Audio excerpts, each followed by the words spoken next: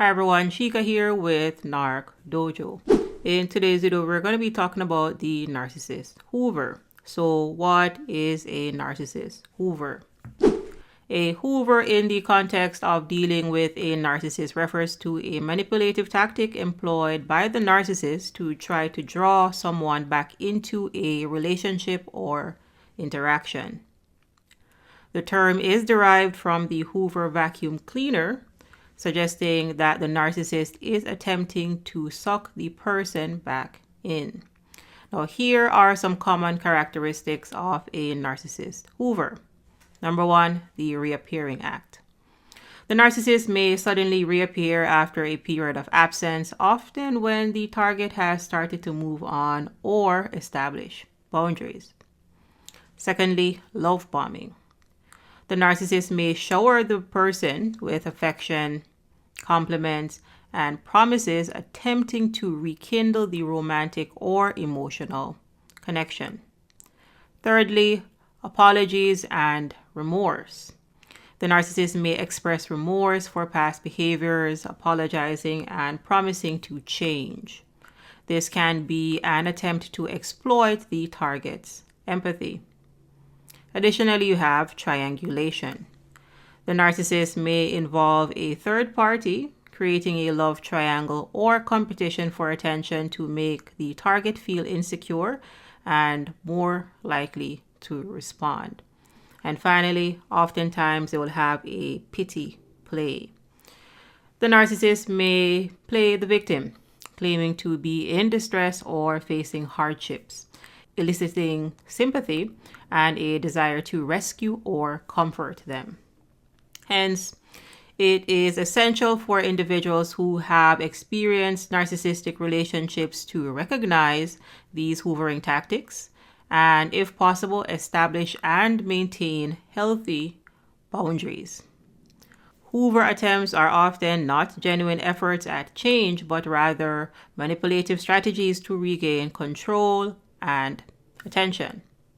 Next, let's talk about why narcissists hoover.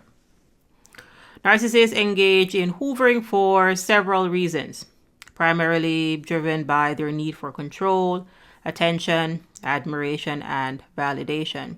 So here are some key reasons why narcissists may hoover. Number one is their fear of abandonment. Narcissists have an intense fear of abandonment. When they sense that someone is moving away or detaching from them, they may initiate hoovering to prevent the perceived rejection. Next, it is their need for control. Narcissists thrive on control and manipulation. Hoovering allows them to regain control over a person who has started to establish boundaries or distance themselves. Next, you have the need for narcissistic supply. Narcissists feed on attention, admiration, and validation, and this is what we call narcissistic supply. Hoovering is a way for them to ensure a steady supply of attention and emotional energy from their targets.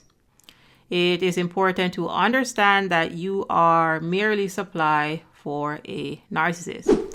For example, in the narcissist abuse cycle, there is an idealization phase where the narcissist portrays themselves as perfect and the relationship as ideal. Hoovering is an attempt to rekindle this idealization phase. They get a high from the idealization phase, just like when a junkie gets a fresh hit of their favorite drug. Eventually, however, this high will fade and they'll be back to devaluing, discarding, and hoovering. Next reason, an ego boost. Hoovering can serve as an ego boost for the narcissist. Knowing that they can draw someone back into a relationship reinforces their sense of power and importance. Additionally, narcissists lack internal regulation. Narcissists often lack internal mechanisms for emotional regulation. Hence, they may feel a void or emptiness when they are not the center of someone's attention, prompting them to hoover to fill that void. Next, we have manipulation and gaslighting. Hoovering is a manipulation tactic. Narcissists may use it to confuse, gaslight, and undermine the target's perception of reality, making them more susceptible to the narcissist's control. It is important for individuals who have experienced hoovering to recognize it as a manipulative tactic and to establish and maintain clear boundaries to protect themselves from further emotional harm. With that covered, let's go ahead and talk about what victims can do to protect themselves from the narcissist hoover. Protecting oneself from a narcissist hoover requires a combination of awareness, setting boundaries, and seeking support as needed. Here are some strategies for survivors to protect themselves. Number 1, maintain no contact. Establish and maintain strict no contact boundaries. This means cutting off all communication channels with the narcissist. Block their phone numbers, emails, and social profiles. Essentially, pretend that there is a bridge and you have blown this bridge up. Understand that whoever you thought the narcissist was does not exist because this person was mirroring you. Hence, they were pretending to be someone that they are not. Secondly, establish boundaries.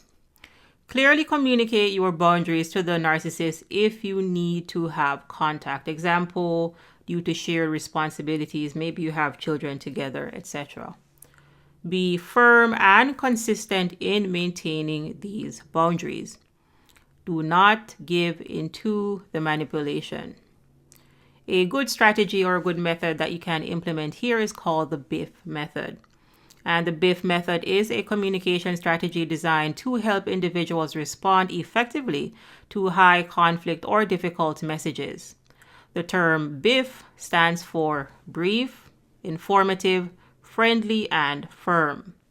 This method was developed by Bill Eddy, a lawyer, therapist, and mediator who specializes in high conflict personalities and communications. Here is a breakdown of each element of the BIFF method. Brief. Keep your responses concise and to the point. Long explanations can often lead to misunderstandings or provide opportunities for the other person to continue the conflict. By keeping your responses brief, you reduce the chances of escalating the situation. Next, informative. Provide only the necessary information, avoiding personal opinions, emotions, or unnecessary details that might fuel the conflict. Stick to the facts and information that directly address the issue at hand. Friendly. Maintain a civil and respectful tone. Even if the other person is being confrontational or aggressive, responding in a calm and friendly manner can help diffuse tension and reduce the likelihood of further conflict. Finally, firm.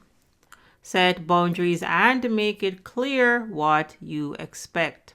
You can assert your position without becoming confrontational or aggressive yourself. Being firm means communicating your boundaries in a straightforward manner. The BIFF method is particularly useful when dealing with communication from high conflict individuals, including narcissists, who might be seeking to provoke a reaction or escalate the situation. By applying the BIFF method, you can maintain your composure, prevent unnecessary conflict, and protect your own well-being. Establishing boundaries may mean that you need to create physical and or emotional distance. If possible, create physical distance from the narcissist. This may involve moving to a new location or changing routines to minimize the chance of unexpected encounters. Next, build a support system.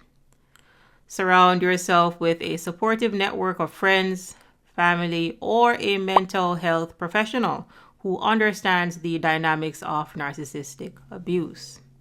Share your experiences and feelings with those who you trust. Additionally, educate yourself. Learn about narcissistic abuse and manipulation tactics. Understanding these patterns and behaviors of narcissists can empower you to recognize and resist hoovering attempts. Next, trust your instincts. If you sense a hoovering attempt, trust your instincts. Narcissists may use various tactics such as love bombing, apologies, or promises of change. I call this one the epiphany hoover. They may have seen the light and now they want to change. So stay vigilant and resist falling back into old patterns. Next, focus on self-healing. Invest time and energy in your own healing process.